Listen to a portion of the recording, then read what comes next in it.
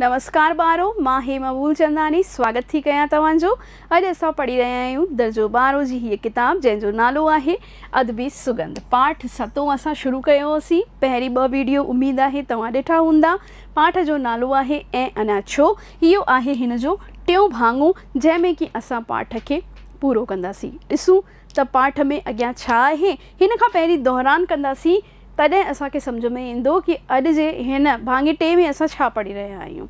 असां हिन खां पहिरीं पढ़ियोसीं कुसुम ऐं अशोक जे बारे में। कुसुम नंढे हूंदे खां ई लेखक जे घर शाम जो ईंदी हुई, खेलंदी हुई। गुॾी प्यारी परी नंढड़ी सी हुई, सुहिणी सुठी, ऐं लेखक जी ज़ाल हुनखे उअं ई खाराईंदी प्यारींदी खिलाईंदी हुई जीअं पंहिंजे ॿारनि खे। पर कुसुम जी दुर्घटना हिकिड़ी घटित थी कि हुन जे माउ पीउ हुन जी शादी कराई। 2 सालनि खां पोइ हुननि जी मौत थी वई। अशोक जहिड़े सुठे छोकिरे सां ई हुन जी शादी कराई हुई। पहिरीं त सभु कुझु ठीकु हो, पर पोइ हू ख़राबु आदतुनि जो शिकार थी वियो ऐं घर में ॾाढो परेशान किलकिल कंदो हो। ऐं इहा ॻाल्हि अची करे कुसुम हर भेरो पंहिंजे माउ पीउ जे मिसल लेखक ऐं हुननि जी पत्नी देवीअ खे अची ॿुधाईंदी हुई। ऐं हाणे त हद थी वई हुई। छाकाणि त हू पहिरीं ई पंहिंजो मकान जेको हो जंहिंमें रहंदो हो पंहिंजे भाउरनि सां गॾु, उहो पंहिंजे भाउरनि खे विकिणी चुको हो ऐं किरायो ॾींदो हो। हुन मकान जो किराएदार वांगुरु पिए रहियो। हाणे पंहिंजी किनियुनि आदतुनि खे सेटिस्फाई करण लाइ, पूर्ति करण लाइ हूअ कुसुम जे मथां दबाव विझी रहियो हो कि भई हू जेको पंहिंजो हुनजो पेके वारो मकान आहे, हुनजे माउ पीउ जो मकान आहे, जेको कि लेखक साहिब जे घर जे पासे में ई आहे, उहो विकिणी छॾे। त अॻियां असां ॾिसंदासीं कि छा उहो मकान विकामजे थियो या ॿी का सलाह जेका आहे लेखक साहिब हुनखे ॾियनि था। तव्हां पाण सां गॾु ॾिसंदा, किताब खणी करे वियो ऐं हीअ जेको टेक्स्ट आहे तव्हांजी किताब जो ई हिते लिखियलु आहे। हिते नया अखर ऐं हुननि जी माना लिखियलु आहे। जटाव यानी झल करणु यानी टिकणु, कंहिं शइ जो चवंदा आहियूं न, झटा कंदी या कान कंदी। नास यानी ख़त्म थी वञणु। शायदि हूअ सम्झी वई। विच में चयईं, दादा ॾाढा ॾुख थी सहां। इहे केरु चई रही आहे? ॾाढा ॾुख थी सहां। कुसुम चई रही आहे लेखक साहिब खे भई हूअ ॾाढा दुख सही रही आहे। मकान विकिणी औरत ऐं शराब पोइतां पइजी वियो।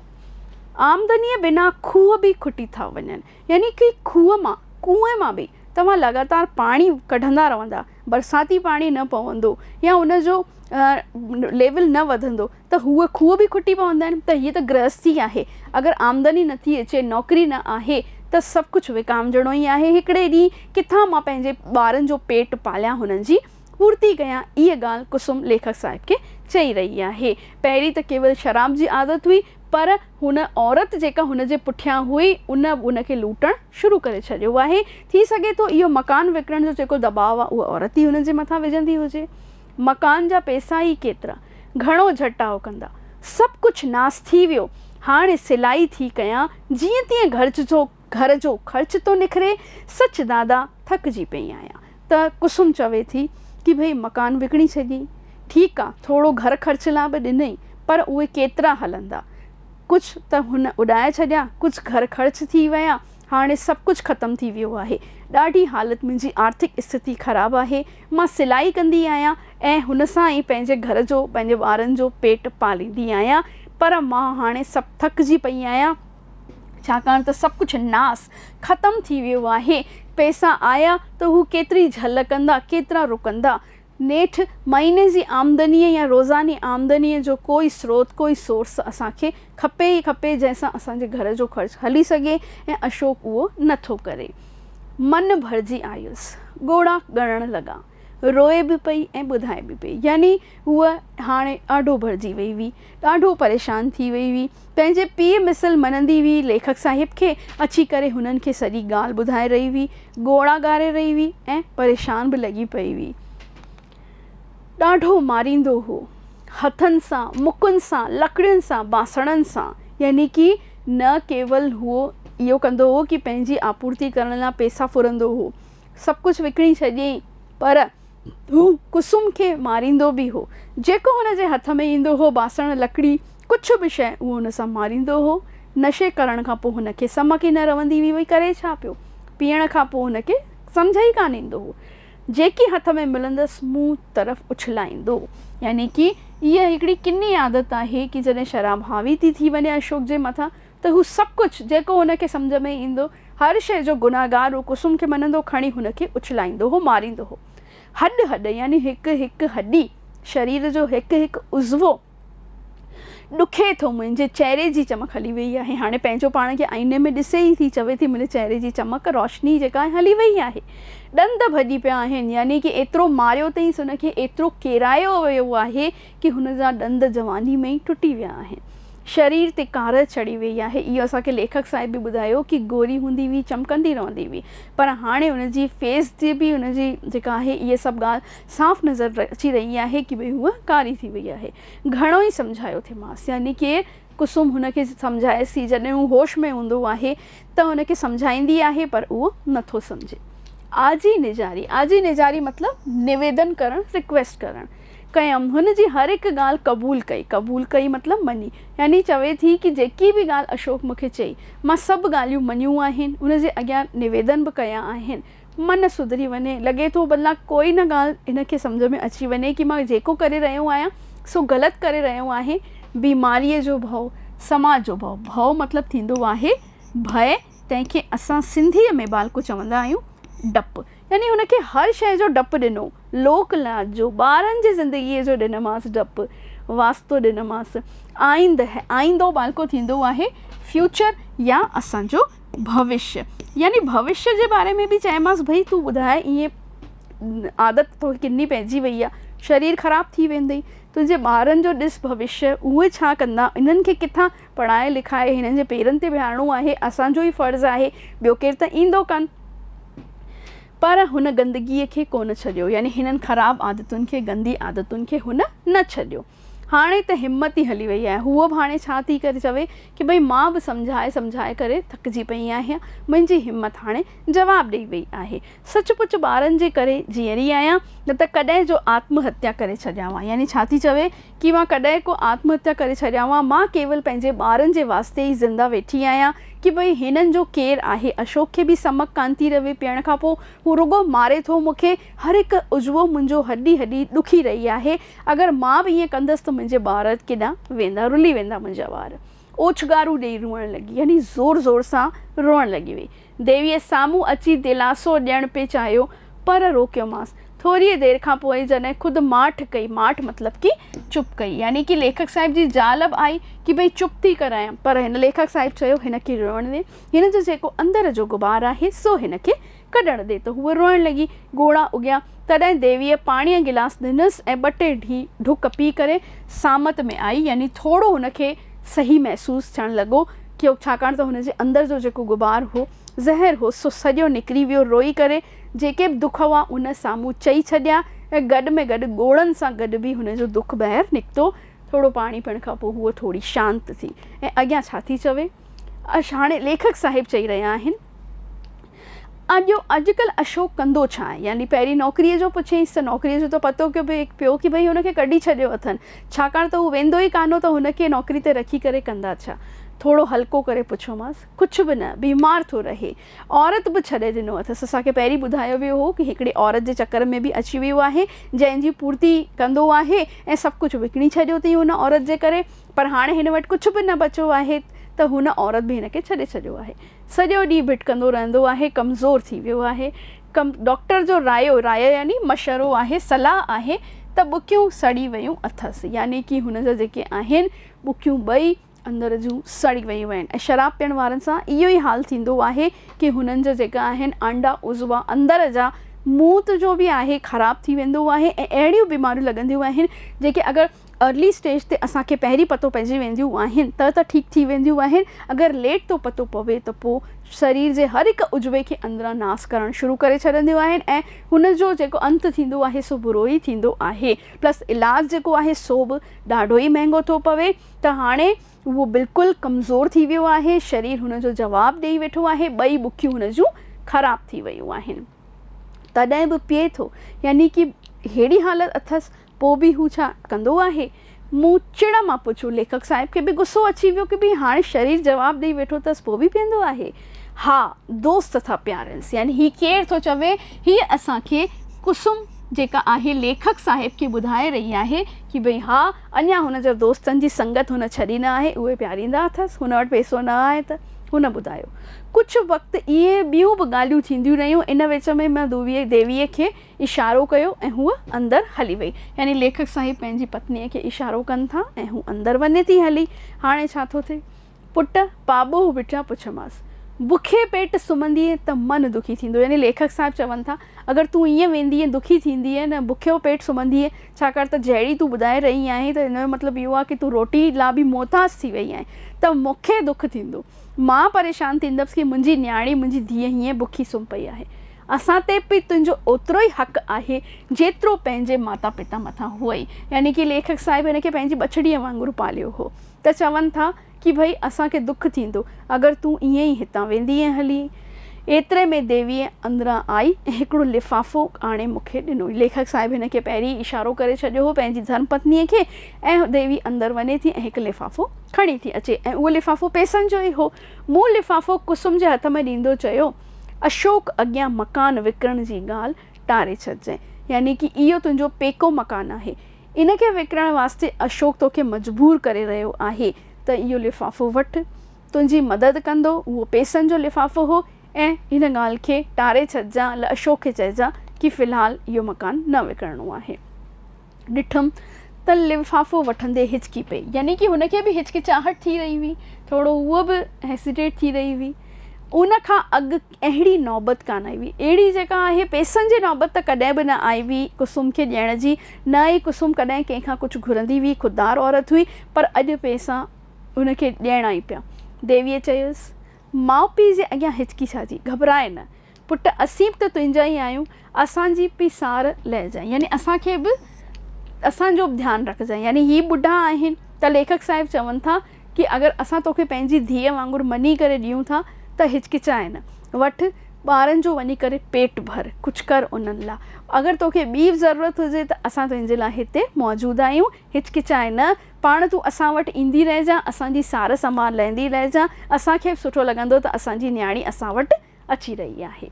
घर वेंदे हूअ बेहद शांत हुई, यानी कि हाणे हू वञणु लॻी त बिल्कुलु चुप थी वई। चित अंदरि उथल उदमा बिल्कुलु शांत थी विया हुअसि। हुनखे एतिरो शांत ॾिसी सम्झुमि त हिन ईंदड़ तूफ़ान सां मुक़ाबिलो करण लाइ पाण खे तयारु कयो आहे।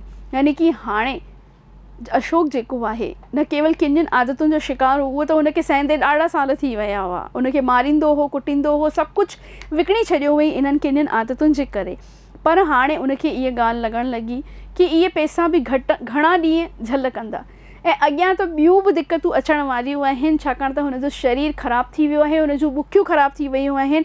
इलाज लाइ मूंखे पैसा मिलिया आहिनि, अगरि मां इलाजु करायां बि थी त घणा ॾींहं मां हिन जो इलाजु कराए हिनखे खड़ो कंदमि, छाकाणि त हू भाई हाणे हिन जे कोई कम जो न आहे। सचपच पीड़ाउनि, पीड़ा यानी दुख ऐं अज़ाबनि ॿिन्हिनि जी साॻी मीनिंग आहे। हुनखे ज़िंदगीअ जे सच जो दर्शन कराए छॾियो हो। यानी दुख सही सही हूअ सम्झी वई कि ज़िंदगी छा आहे। जेसि ताईं माण्हू वटि पैसो आहे, जेसि ताईं माण्हू जे हथ में धन आहे, ताक़त आहे, सूंहं आहे, तेसि ताईं सभु पुछंदा, न त केरु न पुछंदो आहे। ऐं इन ई सचाईअ जो ध्यानु ज्ञान उनखे हाणे हिन वक़्तु थी वियो हो। पर अॼु चिठी चिंता में विझी छॾियो हो। हाणे हितां खां जेको स्टार्ट थिए थो इहो पुराणो शुरू थिए थो, जितां खां असांजो पाठ शुरू थियो हो, जंहिंमें असांखे ॿुधायो वियो हो कि भई हिकु चिठी आहे, उन में केवल हिकिड़ी सिट लिखी हुई कि दादा मां तव्हां सां मिलणु थी चाहियां। त यानी अहिड़ी वॾी ॻाल्हि कहिड़ी थी वई हुई जो कुसुम हाणे नथी अची सघे, पर हिकु लेटर मोकिलियो अथई। हिकु सिट मन खे लोॾे छॾियो, घणेई शक सुबुह अची साम्हूं बीठा हुआ, ख़राबु ख़्यालनि वकोड़े छॾियो, यानी क़ाबू करे छॾियो। यानी कि हेसि ताईं त कुसुम हमेशह ईंदी हुई, पंहिंजूं ॻाल्हियूं ॿुधाईंदी हुई, पंहिंजो दुख ॿुधाईंदी हुई, लेखक साहिब खां जेतिरी मदद थींदी हुई ओतिरी हुनजी कंदा हुआ। पर हाणे उहा न आई आहे। ख़त लिखियो अथई, सा बि हिकिड़ी सिट त का वॾी ॻाल्हि थी आहे। लेखक साहिब खे चिंता थियणु लॻी कुसुम जी। हुन सां का अणथियणी त कोन थियणी आहे। अणथियणी मतिलबु जेका घटित न थियणी हुजे, अहिड़ी घटना हुन सां घटित त कान थी वई आहे। ॿार त ठीकु अथसि, अहिड़ी कहिड़ी ॻाल्हि आहे जो हूअ ख़ुदि अची नथी करे सघे। इहा ई असां ॻाल्हि कईसीं कि ख़ुदि न आई आहे, लेटर लिखियो अथई। पाण देह में हॾियुनि जो कंकाल आहे, ॿार रोअंदा हूंदसि, अशोक मारकुट कंदो हूंदो, घर में बाएताल मतल हूंदो। बाएताल मतिलबु गोड़ घमसान, झगड़ो, कोलाहल, क्लेश लॻो पियो हूंदो घर में। हूअ हमेशह इहो ई अची करे ॿुधाईंदी हुई कुसुम कि भई घर में क्लेश जो वातावरण आहे, ॿारनि खे मारींदो आहे, मूंखे मारींदो आहे, रुॻो विकिरण जी ॻाल्हि कंदो आहे हर शइ खे। त हाणे ज़रूरु हुनजी का अहिड़ी वॾी दिक़त थी आहे जो उहा नथी अची सघे। लेखक बि तरह तरह जूं ॻाल्हियूं सोचणु लॻी विया कि भई थी सघे थो इहो थियो हुजे। अहिड़ा अनेक वीचार मन में खणी मां कुसुम जे घर पहुतसि। यानी लेखक साहिबु हाणे कुसुम जे घर विया जिते हूअ रहंदी हुई। हूअ अकेले हुई, ॿार पाण खे पाड़े में विया हुआ, खेलण लाइ विया हुआ जीअं ॿार वेंदा आहिनि। शरीर में को ख़ासि फ़र्क़ु कोन हो, मुंहिंजी सॼी कल्पना कूड़ी निकिती। यानी लेखक हेतिरियूं ॻाल्हियूं सोचे रहिया हुआ, कल्पना करे रहिया हुआ, चिंता करे रहिया हुआ कि भई अलाए कहिड़ी ॻाल्हि थी वई, ॿारनि जी तबियत ठीकु अथसि या न अथसि, अशोक जूं बुखियूं ख़राबु थी वियूं आहिनि, कहिड़ो पतो हुनखे छा दिक़त आहे। सभु ॻाल्हियूं हुन जूं कूड़ियूं निकितियूं। हूअ उअं ई हुई जीअं पहिरीं हुई, कंकाल हॾियुनि जो लॻी पई हुई ऐं हूअ जेका अकेली घर में वेठी हुई। ऐं लेखक साहिबु हुन सां मिलण वास्ते विया। मुस्कुराहट सां कुसुम मुंहिंजी आज़िया, आज़िया ॾिसो बालको स्वागत। हुन जे मुस्कुराहट में दबियल दर्द चिटीअ तरह नज़र, चिटीअ मतिलबु साफ़ तौर, यानी कि हू मुस्कुराए रही हुई। हुनजो पिता साहिब वांगुरु जेके लेखक हुआ उहे घर विया हुआ त हू मुस्कुराए करे हुननि जो स्वागत करे रही हुई। पर हुन मुस्कुराहट, हुन हसीअ जे पुठियां हुनजो दर्द हो, उहो हुनखे लिकाए रही हुई। पर ॾिसण में आयो पिए कि कुसुम परेशान आहे। शुरूआती आदर भाव खां पोइ वेठुमि त चवणु चालू कई। हाणे हुन ॻाल्हियूं ॿुधाइणु शुरू कयूं। दादा, मां पाण तव्हां वटि अची नथी सघां। घर अकेलो छॾणु मुमकिन न आहे। अशोक अस्पताल में भर्ती आहे। यानी अहिड़ी हालत अशोक जी थी वई आहे कि घर में इलाजु मुमकिन न आहे। हॉस्पिटल में एडमिट हुनखे कयो वियो आहे। हुनखे संभालणो थो पवे। बुखियूं बेकार थी वियूं अथसि, हुन जूं ॿई बुखियूं ख़राबु थी वियूं आहिनि। 2-3 दफ़ा डायलिसिस ते विहारियो अथऊंसि। डायलिसिस हिकिड़ो तरीक़े जो ट्रीटमेंट आहे, इलाजु थींदो आहे। अॼुकल्ह घर में बि अहिड़ी मशीनूं लॻाए करे डायलिसिस जो पूरो सिस्टम थी वेंदो आहे, पर उहो सभिनी जो न थींदो आहे, उन लाइ ख़ूब पैसो ख़र्चु थींदो आहे। कुसुम जी हालति त उअं ई बि ॾाढी ख़राबु हुई त हूअ चवे थी, लेखक साहिब जे अॻियां सच्चाई बयानु थी करे कि भई मां छो तव्हां वटि न अची सघियमि। हिन जो इहो ई हिकिड़ो कारण आहे कि भई अशोक खे हॉस्पिटल में भर्ती कयो वियो आहे। हुनजी हालति ॾाढी ख़राबु आहे। 2-3 दफ़ा डायलिसिस हुनजो थी चुको आहे। जीअं कि असांखे पहिरियों ई ॿुधायो वियो हो कि हुन जूं जेके आहिनि बुखियूं ॿई ख़राबु थी चुकियूं आहिनि ऐं मां घर नथी छॾे सघां छाकाणि त मुंहिंजा ॿार नंढा आहिनि। कुसुम ख़ामोश थी वई।